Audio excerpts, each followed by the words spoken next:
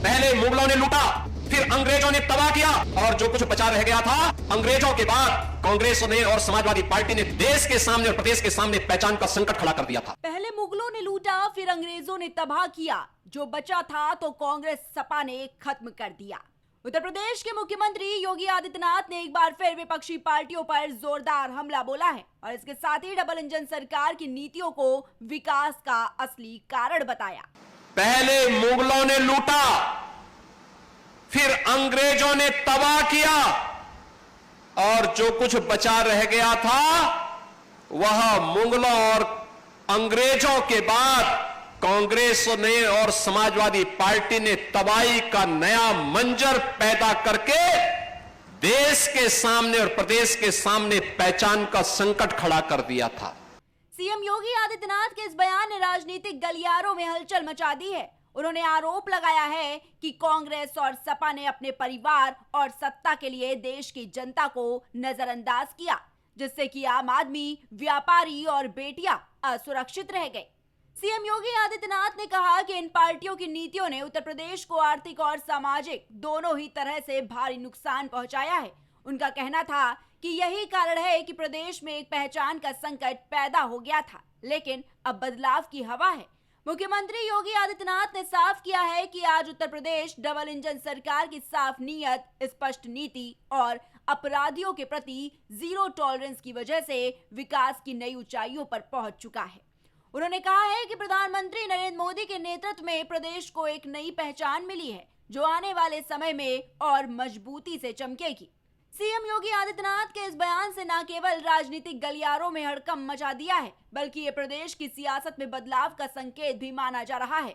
मुख्यमंत्री योगी आदित्यनाथ ने अपने शब्दों के जरिए इतिहास से लेकर आज तक के उन मुद्दों को उकेरा जिनसे उत्तर प्रदेश और देश की पहचान प्रभावित हुई है।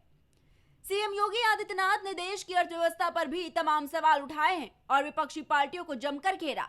उन्होंने कहा कि भारत विश्व की सबसे बड़ी अर्थव्यवस्था था, लेकिन कांग्रेस सपा की नीतियों ने इसे 2014 तक 11वें स्थान पर पहुंचा दिया। मोदी सरकार ने सबका साथ, सबका विकास का मंत्र दिया और आज भारत चौथी सबसे बड़ी अर्थव्यवस्था है।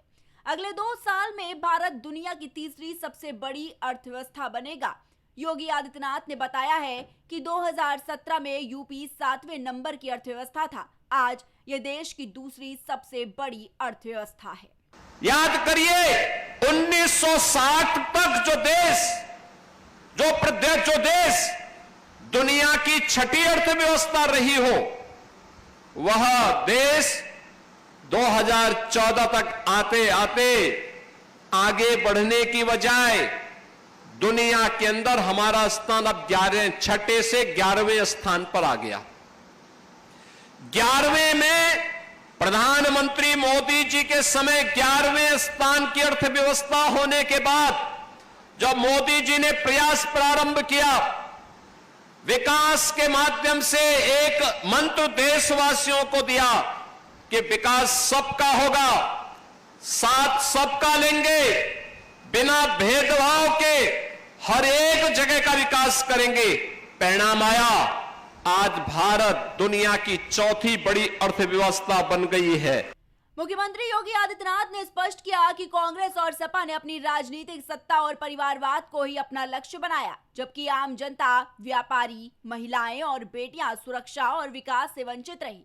उनके मुताबिक इन दलों की नीतियों ने प्रदेश में सामाजिक और आर्थिक दोनों ही तरह की तबाही मचा दी है। इन पार्टियों ने कभी जनता की भलाई के लिए काम नहीं किया, बल्कि केवल अपने हितों को साधा, जिसके कारण प्रदेश में सुरक्षा, विकास और पहचान के संकट खड़े हो गए। सीएम योगी आदित्यनाथ ने कहा कि ये भी इस संकट के कारण ही उत्तर प्रदेश पिछड़ता जा रहा है और विकास की दौड़ में पीछे रह गया, लेकिन अब समय बदल चुका है। मुख्यमंत्री ने जोर देकर कहा कि डबल इंजन सरकार की साफ नीयत, स्पष्ट नीति और अपराधों के प्रति जीरो टॉलरेंस की नीति ने प्रदेश को विकास के नए आयाम तक पहुंचाया है। सीएम योगी आदित्यनाथ के इस तगड़े बयान ने न केवल उत्तर प्रदेश की राजनीतिक जमीन हिला दी है, बल्कि प्रदेश के विकास की नई राह भी साफ की है। जहां उन्होंने कांग्रेस और समाजवादी पार्टी पर पुराने दौर की विफलताओं का जिम्मा ठहराया, तो वहीं डबल इंजन सरकार के सख्त नीतियों और जीरो टॉलरेंस को प्रदेश की तरक्की का असली कारण बताया।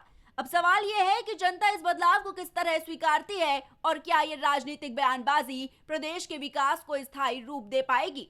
Desk report, prime TV.